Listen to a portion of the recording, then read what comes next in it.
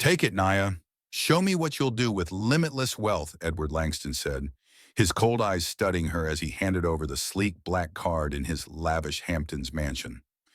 Around them, the staff's whispers cut like knives. Bet she'll blow it on designer bags, Margaret, the head housekeeper, scoffed, her tone laced with disdain. Or a fancy car to parade around, Tom, the chef, added with a smirk. Their mocking laughter echoed, painting Nia Carter, the new black maid, as just another dreamer chasing fleeting riches. Yet beneath their scorn, a single mother's resolve held firm, her choice poised to unravel everything. This isn't merely a story of wealth or deceit. It's a testament to how one selfless act can shatter a cynic's world. Subscribe now and share where you're watching from and what time it is. Discover how Nia's heart redefined true riches. The Hamptons mansion gleamed under the September sun, its marble columns and crystal chandeliers whispering wealth so loud it drowned out the ocean's roar. Inside, Edward Langston stood in the grand foyer, his tailored suit as sharp as his gaze. At 45, the tech billionaire was a fortress of icy precision, his gray eyes scanning the room like a predator assessing prey.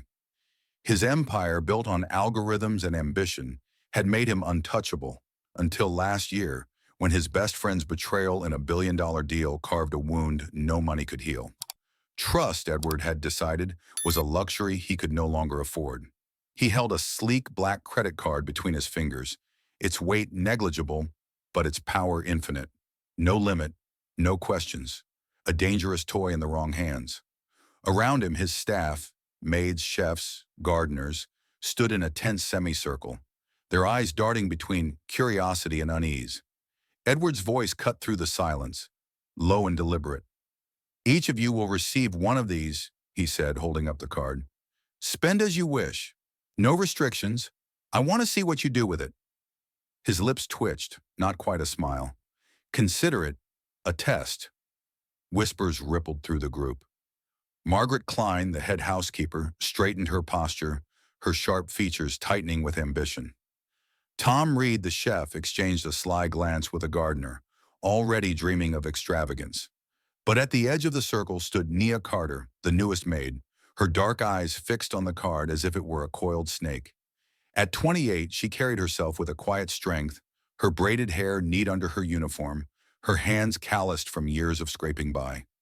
A single mother to 8-year-old Jamal, Nia also cared for her disabled father, Leroy. Every penny she earned went to them, not to the dreams of excess that danced in the other's eyes. Edward's gaze lingered on her.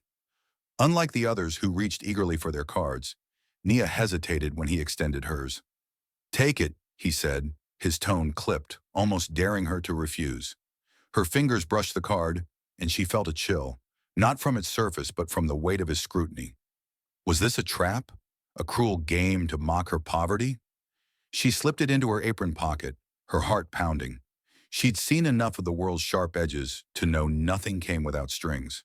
As the staff dispersed, their murmurs grew bolder. "She'll probably waste it on some gaudy jewelry," Margaret sneered, her voice carrying just far enough to sting. "Or clothes she can't even pronounce," Tom added, chuckling. Nia kept her head down, polishing a silver vase with deliberate care, but their words burned. She wasn't like them. She didn't dream of designer labels or luxury cars. Her dreams were smaller, heavier, a hospital bill paid, a better school for Jamal, a night where she didn't wake up calculating how to stretch her last dollar. Edward retreated to his study, a cavern of dark wood and leather-bound books, and poured a glass of bourbon.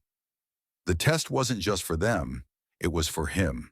After his friend's betrayal, he'd grown convinced that greed was humanity's default.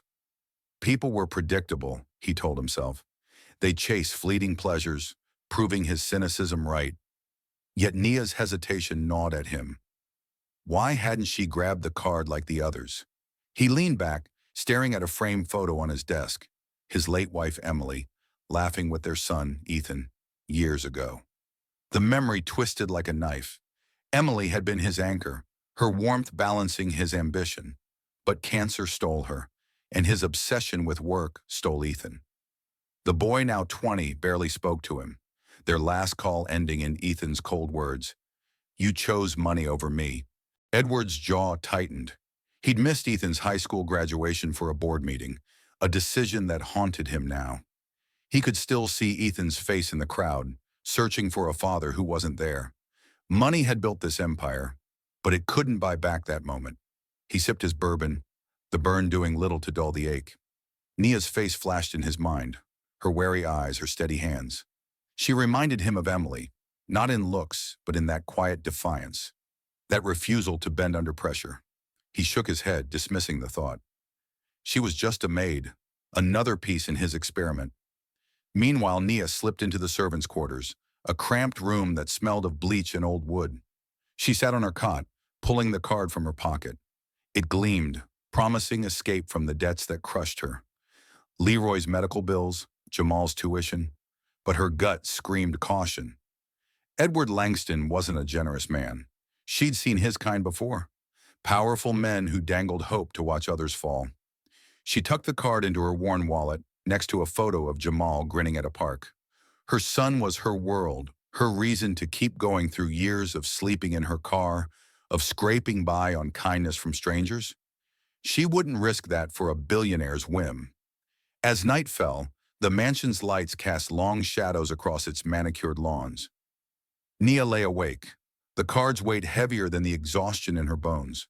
She didn't know what Edward wanted, but she knew what she couldn't afford to lose: her pride, her family, her self-respect. Whatever this test was, she'd face it on her terms.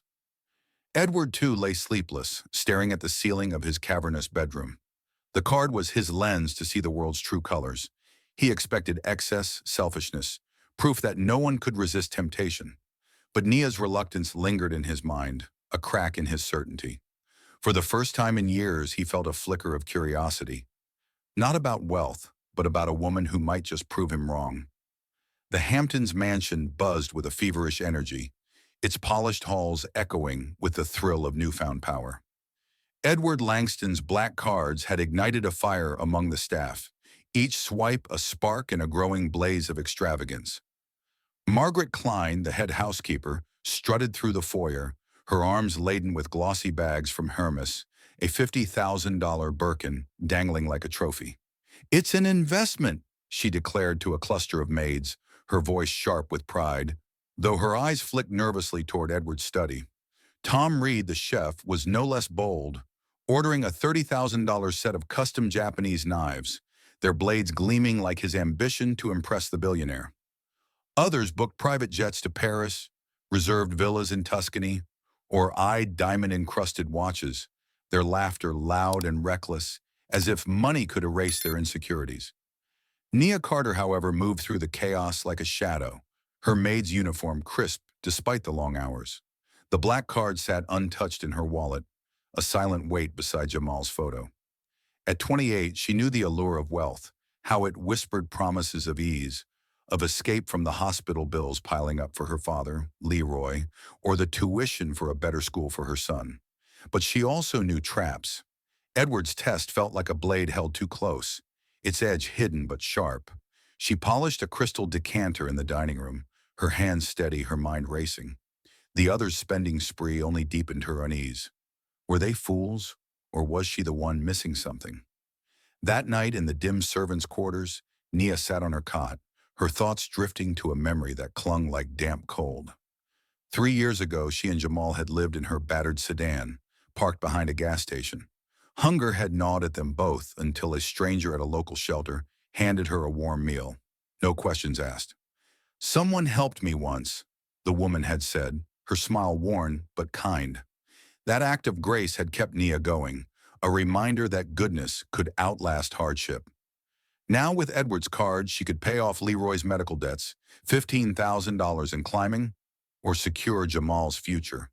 But what if spending meant losing her job, her dignity? She pressed her fingers to her temples, the weight of choice crushing. In the mansion's west wing, Margaret's voice carried through a cracked door. "Nia's playing the saint, isn't she? Holding that card like it burns her," she scoffed to Tom, who leaned against a counter, scrolling through yacht listings. "Probably waiting to make a big show, get in Edward's good graces." Her tone dripped with venom, her fear of Nia's quiet dedication festering. Tom shrugged. his friendly grin masking a flicker of envy. Let her. She'll crack eventually. Everyone does. Their words, though not meant for Nia's ears, reached her as she passed by, carrying linens. She kept her face neutral, but each syllable stung, fueling her resolve to prove them wrong, not for Edward, but for herself. Edward, meanwhile, sat in his study, a tablet glowing with transaction alerts. Margaret's bags, Tom's knives, a gardener's $10,000 watch. Predictable, all of them. Greed painted their choices in broad, garish strokes. But Naya's card showed no activity, not a cent. He leaned back in his leather chair, the bourbon in his hand untouched. Why hadn't she spent?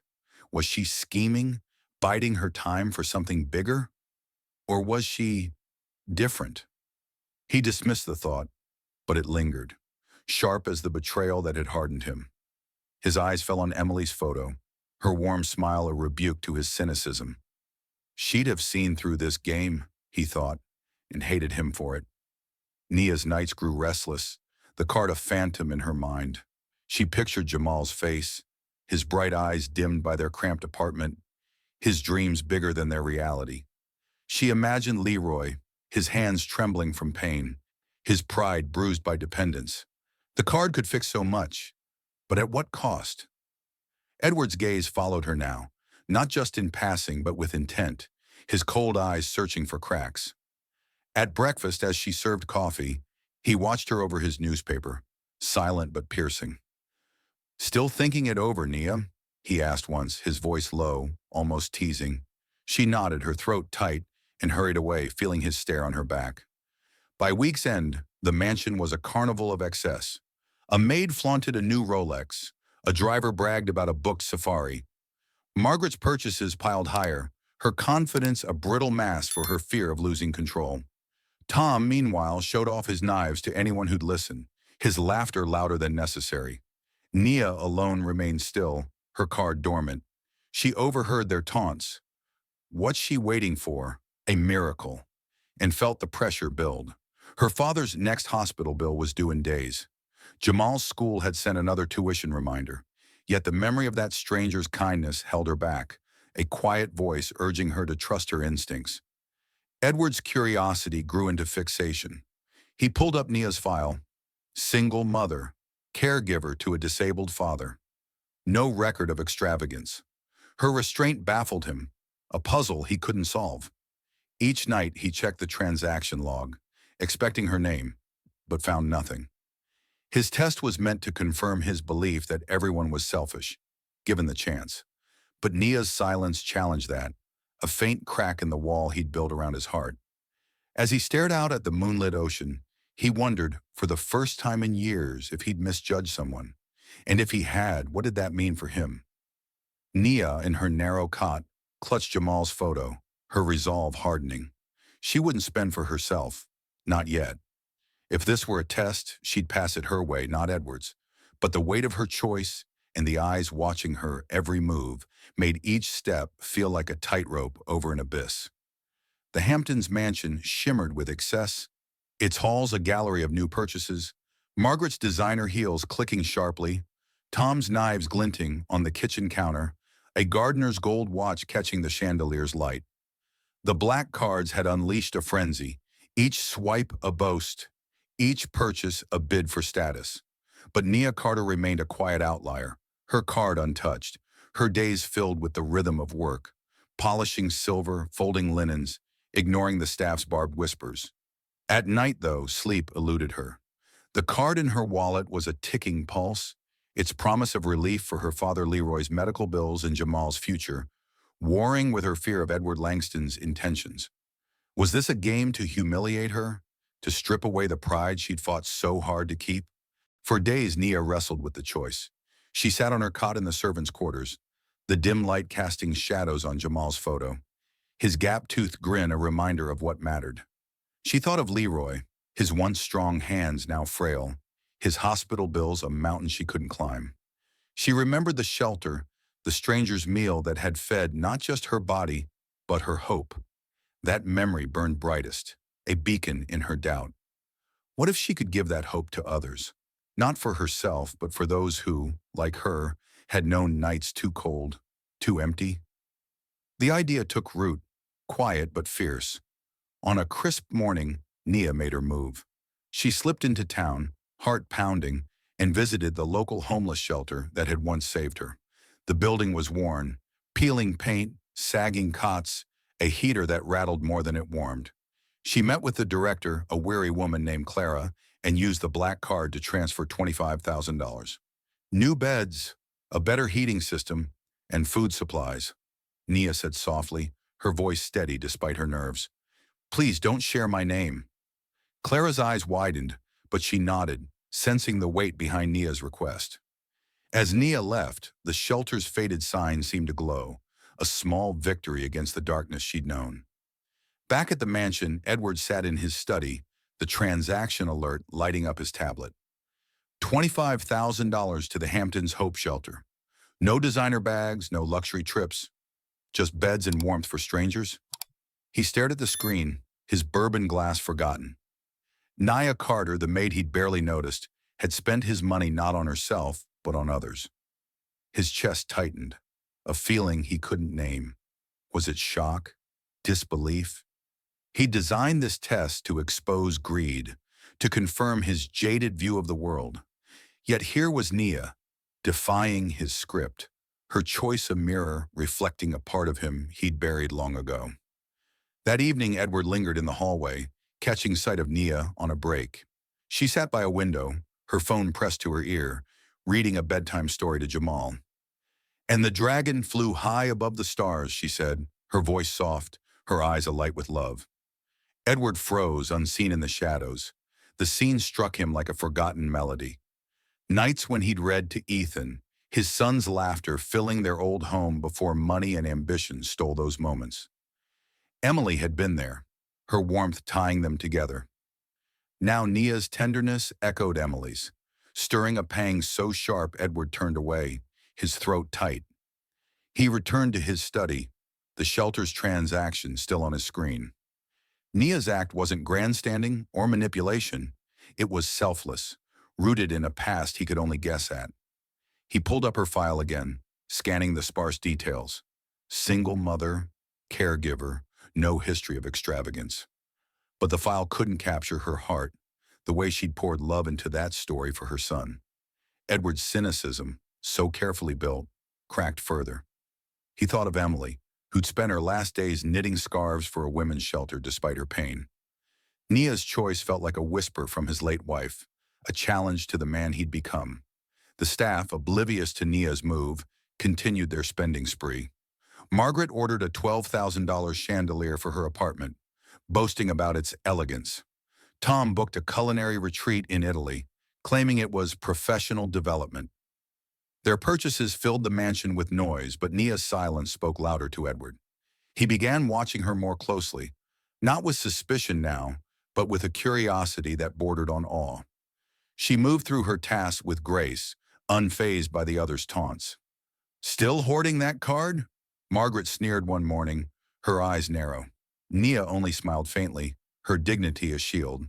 As night fell, Nia lay on her cot, the weight of her decision settling. She'd done something good, something true to the woman she'd fought to be. But Edward's gaze lingered in her mind, his silence heavier than before. Did he know? Would he punish her for defying his expectations? She clutched Jamal's photo, her resolve steady but her heart uneasy. The test wasn't over, and the billionaire's cold eyes held secrets she couldn't yet read. Edward, in his darkened bedroom, stared at the ceiling, Nia's act replaying in his mind. For the first time in years, he felt the stirrings of something beyond control, a longing to believe in goodness again. But trust was a fragile thing, and he wasn't ready to surrender his walls, not yet. The Hamptons mansion, once a stage for opulent dreams, had become a battlefield of whispers and glares. Edward Langston's black cards fueled a frenzy of spending, but the air now crackled with something darker, envy, suspicion, and the sharp edge of rivalry. Margaret Klein, the head housekeeper, moved through the halls with a predator's grace, her $50,000 Birkin bag swinging like a scepter.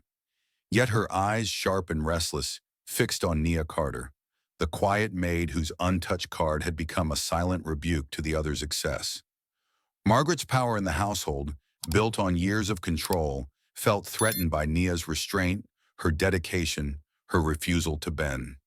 "She's up to something," Margaret hissed to a group of maids, her voice low but venomous. "Playing the innocent to curry favor with Mr. Langston." Nia felt the shift, the cold stares that followed her as she dusted the grand staircase or refilled the crystal decanters. Her days grew heavier with small, deliberate slights. A vase, accidentally knocked over, leaving shards for her to clean. A schedule changed without warning, forcing her to scramble. A tray of glasses left precariously balanced, as if daring her to falter. She knew Margaret's hand was behind it, the head housekeeper's smile too tight, her orders too curt. Tom Reed, the chef, joined in subtly, his friendly grin masking barbed comments. "Still clutching that card like a lifeline, Naya?"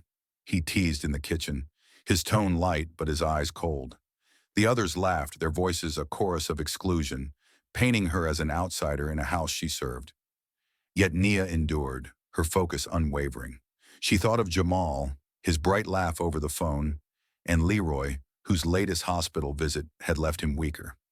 The $25,000 she'd given to the shelter had lightened her heart, but the bills still loomed, and Edward's watchful gaze added a new weight.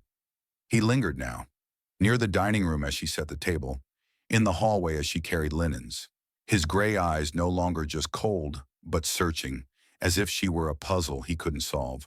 She met his stare once, her heart thudding, and saw something flicker in his expression. Curiosity, perhaps, or doubt. It unnerved her more than Margaret's schemes. One afternoon, Nia found a moment of respite in the garden, where Lily, the gardener's teenage daughter, struggled with a math worksheet. The girl's frustration mirrored Nia's own, a reminder of nights spent teaching Jamal with secondhand textbooks. "Let me help," Nia offered, sitting beside her on a stone bench. She guided Lily through fractions, her voice patient, her smile warm. Lily's shy grin was a small victory, a reminder of why Nia held fast to her values. But as she returned to the mansion, she caught Margaret watching from a window, her face a mask of resentment. That evening, a stack of Nia's folded linens lay scattered on the floor, Margaret's voice ringing out. "Clumsy work, Nia. Do it again." Edward, passing by, saw it all.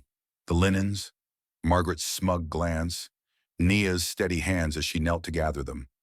His jaw tightened, a flare of guilt cutting through his usual detachment. This test, his creation, had bred division, turning his staff into wolves circling a woman who'd done nothing but serve. Nia's calm resilience stirred memories of Emily, his late wife, who'd faced her own trials with the same quiet dignity. Emily had once stood up to a cruel neighbor, her voice soft but unyielding, defending a family in need. Nia's strength was different but no less fierce, and it made Edward question the game he'd set in motion.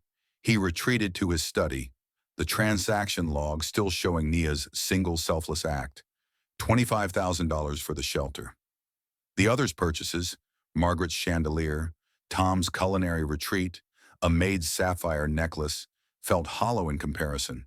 He poured a bourbon but didn't drink, his mind on Nia's face as she'd knelt, her pride intact despite Margaret's cruelty. He'd meant to expose greed, but Nia's goodness was exposing him, his cynicism, his isolation, the walls he'd built since Emily's death and Ethan's estrangement. He thought of his son, the graduation he'd missed, the calls Ethan no longer answered. Nia's kindness, her refusal to break, felt like a mirror to his failures. Nia, meanwhile, lay on her cot that night, the servants' quarters silent but heavy with tension.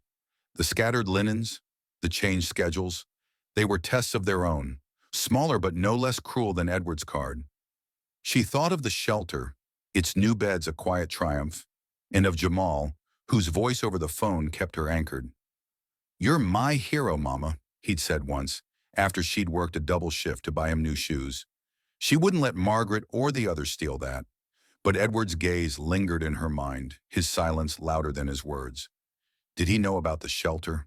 Was he judging her restraint or her boldness? She clutched Jamal's photo, her resolve a shield, but her heart whispered a fear. This mansion, with its wealth and schemes, might demand more than she could give. Edward, in his darkened bedroom, stared at the ceiling. Nia's image burned into his thoughts. Her strength, her grace under fire, challenged everything he'd believed about people. For the first time, he felt the urge to protect her, not as a pawn in his test, but as someone who'd awakened something he'd long buried. But trust was a risk, and he wasn't ready to take it. Not yet. The Hamptons mansion, once alive with the clatter of new purchases, now simmered with a darker tension. Margaret Klein's whispers had woven a web of distrust. Her accusations against Nia Carter spread like wildfire among the staff. "She's manipulating him," Margaret hissed in the kitchen, her voice low but sharp as she polished her $12,000 chandelier's receipt like a prize. "That quiet act? It's a ploy to win Mr. Langston's favor." The others nodded, their eyes darting to Nia as she swept the dining room, her movements steady despite the weight of their scorn. The black card in her wallet remained a silent secret. Its single use, $25,000 for the homeless shelter, unknown to all but Edward Langston, who watched from the shadows, his cynicism fraying with each passing day. Margaret's campaign escalated.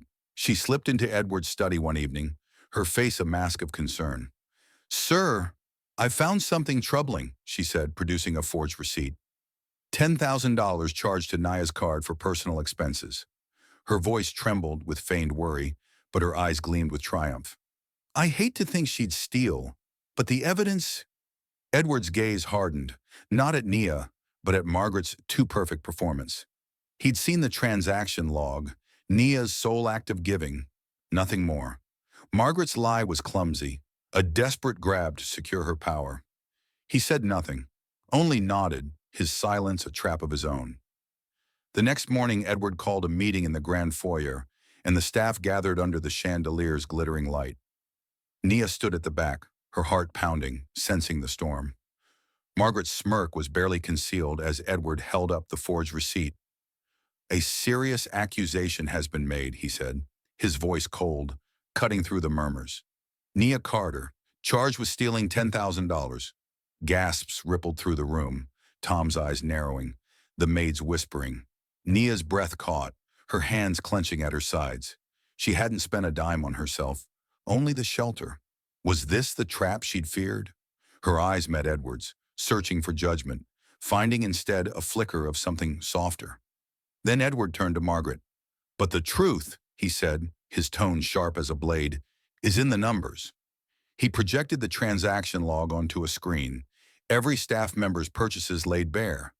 Margaret's $50,000 bags, Tom's $30,000 knives, others' lavish trips.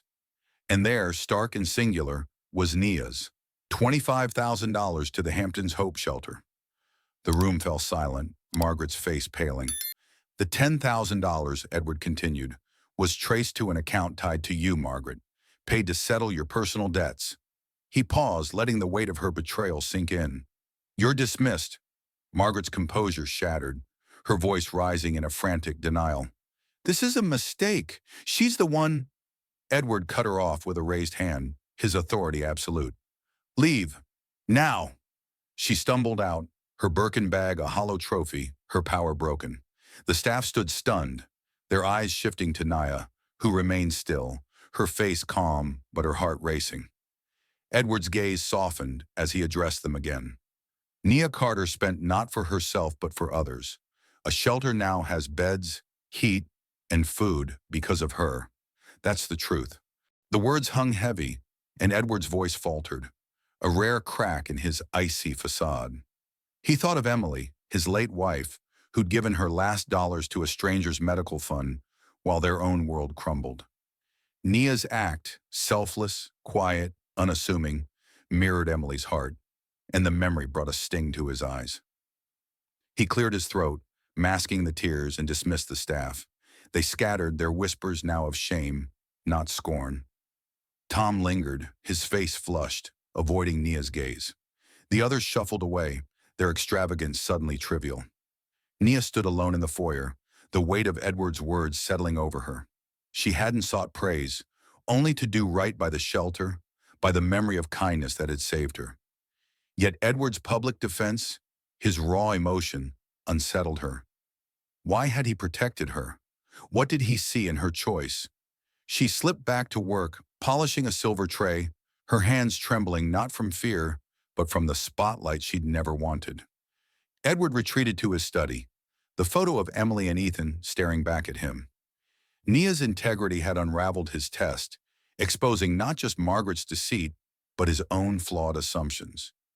He'd expected greed, built this game to prove it, yet Nia's single act had dismantled his certainty.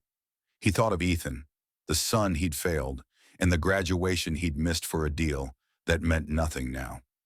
Nia's goodness was a rebuke, a reminder of the man he'd been with Emily, before wealth hardened him. A tear fell, unbidden, and he let it, the first in years. Nia, in the servants' quarters that night, clutched Jamal's photo, her mind replaying Edward's words. She'd trusted the truth, and it had held. But his tears, brief and unguarded, lingered in her thoughts. The billionaire was no longer just a cold enigma. He was human, and that scared her more than any trap. The test wasn't over, and the mansion's walls still held secrets she couldn't yet read. The Hamptons mansion, stripped of Margaret's venomous presence, felt lighter, as if the air itself had exhaled.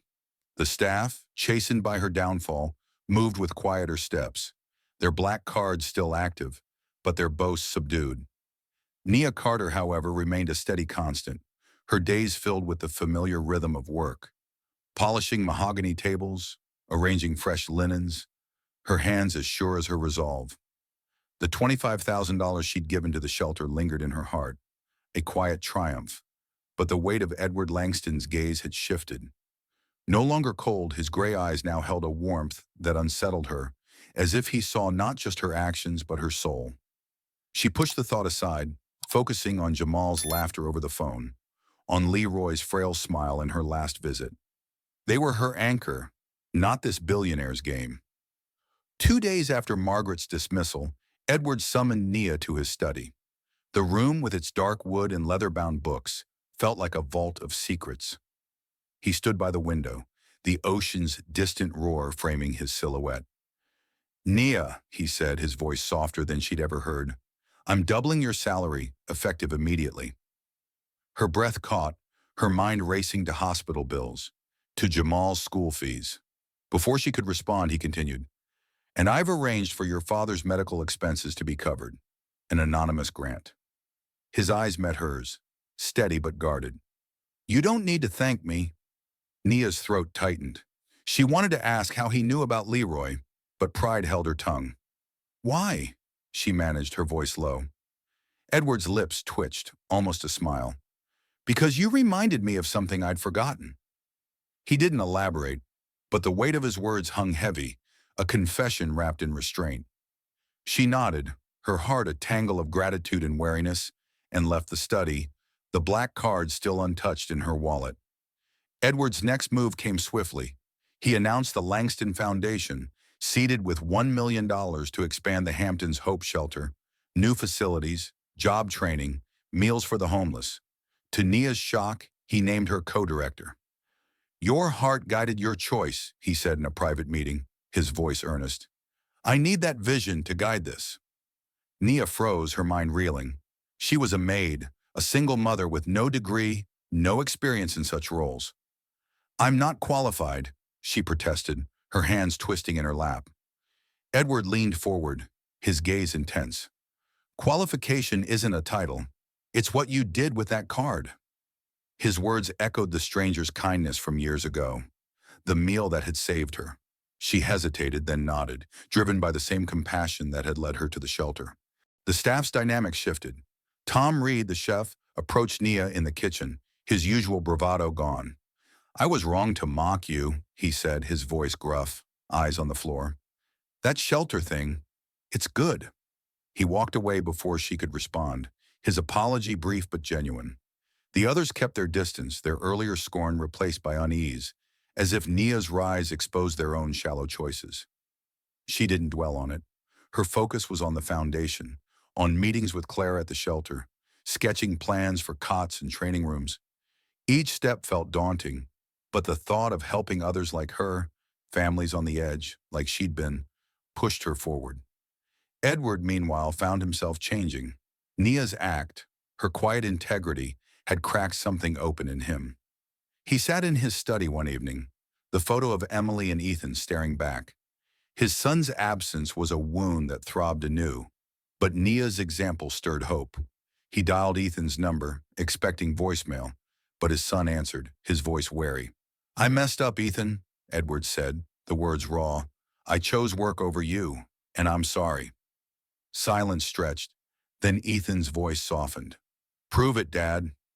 It wasn't forgiveness, but it was a start. Edward hung up, his chest lighter. Nia's influence a quiet catalyst. Nia, in her cramped quarters, lay awake, the weight of her new role pressing down. Co-director. The title felt foreign, too big for a woman who'd once slept in her car. But as she clutched Jamal's photo, she thought of the shelter's new beds, of families who'd sleep warm because of her choice. She'd accepted the role not for herself, but for them, for the chance to pay forward the kindness that had saved her. Edward's trust, his unexpected generosity, lingered in her mind. He wasn't the cold tycoon she'd first feared, but a man wrestling with his own ghosts. That realization scared her, not because of him, but because it stirred something she wasn't ready to name. The mansion, once a stage for greed, now hummed with a new purpose. Edward's foundation was a spark, Nia its flame. As she stepped into this unfamiliar world, her heart held firm, guided by the same compassion that had moved her to act.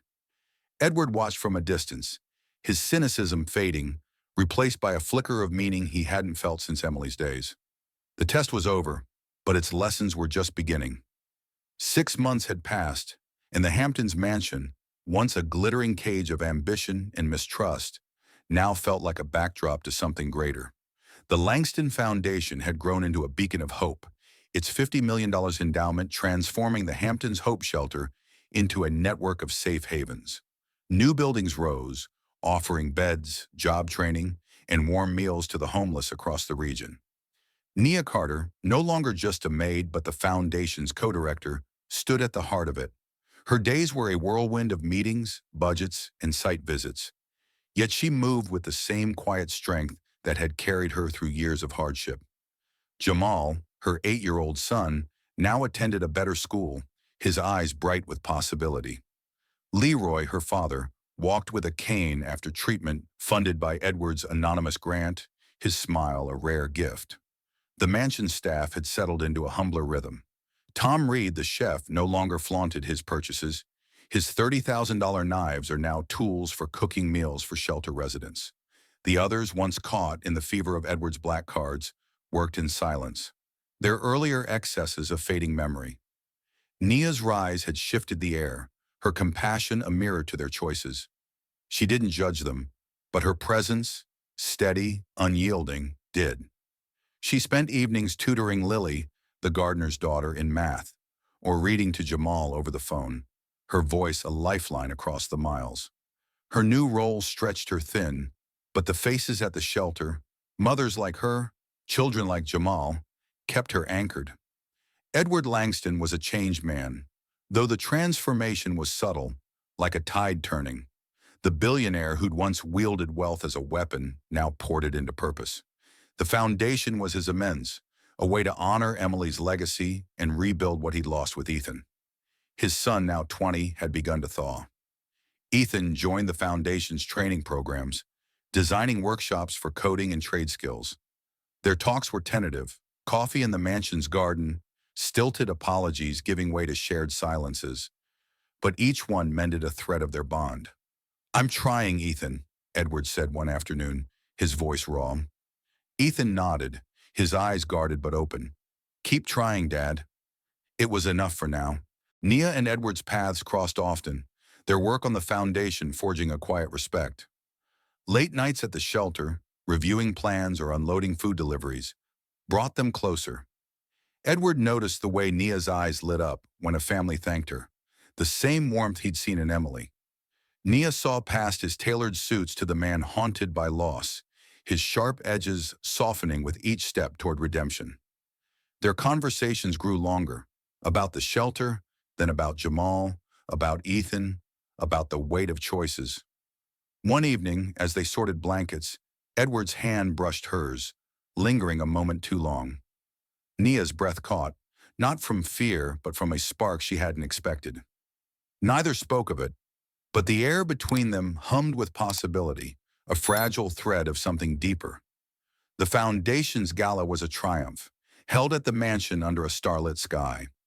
Guests, donors, local leaders, shelter residents filled the lawn, their voices mingling with the clink of glasses. Nia stood in a simple navy dress, her braided hair catching the light, her presence commanding without trying. Edward, in a tailored tuxedo, took the stage, his voice steady but thick with emotion. "This foundation," he said, "is proof that true wealth isn't in what you keep, but what you give." His eyes found Nia's in the crowd. "Nia Carter taught me that. Her first act with my card wasn't for herself. It was for strangers, for hope. She showed me what richness really means." The crowd applauded, but Nia ducked her head, her cheeks warm. She hadn't sought the spotlight, only to pay forward the kindness that had saved her.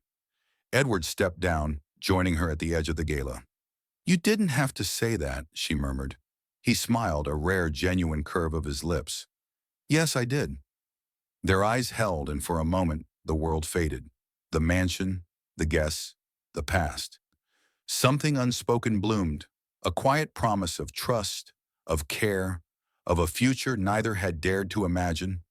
Later, they walked to the renovated shelter, its new walls glowing under streetlights. Families laughed inside, children played in a warmed common room, and the sign, Hampton's Hope, stood proud. Nia's heart swelled. This was her dream made real, not for herself, but for others. Edward stood beside her, his usual armor gone. "You've changed everything," he said softly, his voice carrying the weight of his old cynicism, now shattered. Nia met his gaze, her own steady. "We did this together." As they looked to the horizon, the ocean whispering beyond, the future felt alive with hope. Edward had found meaning beyond wealth, Nia had found a platform for her compassion, and Ethan had found a path back to his father. The mansion, once a cold monument, was now a home for new beginnings, its story rewritten by a single act of the heart. As the story of Nia and Edward comes to a close, we're left with a powerful reminder. True wealth lies in the impact we create, not the riches we hold. Nia's selfless act and Edward's transformation show us that kindness can spark change, even in the hardest hearts. This tale inspires us to look beyond our own desires and lift others up, no matter our circumstances. What did this story stir in you? Share your thoughts in the comments. How did Nia's courage or Edward's redemption resonate with you? Drop a note about where you're listening from and what time it is. Thank you for joining me on this journey of heart and hope. Your support means the world, so hit that subscribe button, and I'll see you in the next story. Until then, keep spreading kindness.